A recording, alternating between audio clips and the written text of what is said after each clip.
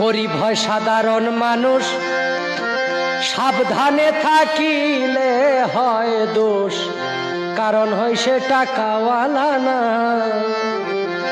টাকাওয়ালার ইচ্ছা মতে গরিব মানুষ না চলিলে, টাকাওয়ালার ইচ্ছা মতে গরিব মানুষ না চলিলে সইতে হয় তার অপমান লাঞ্ছনা, দুঃখ সহে না, গরিব হইলে মানুষে চিনে না।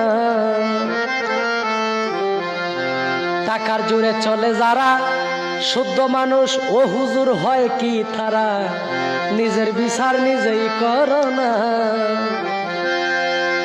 রায় দিবে হাকিম তিনজনে, মেনে নিও আপন মনে, রায় দিবে হাকিম তিনজনে, মেনে নিও আপন মনে।